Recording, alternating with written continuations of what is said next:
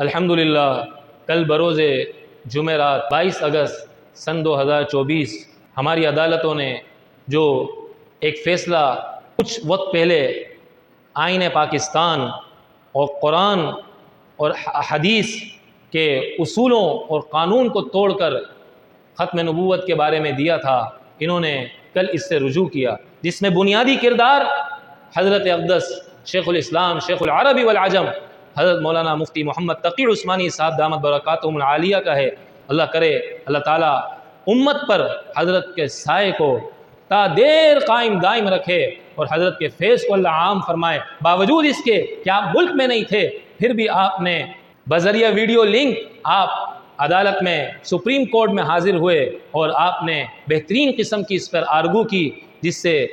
جج صاحبان مجبور ہوئے اور انہوں نے جو اپنے فیصلے میں غلط شقیں تھیں،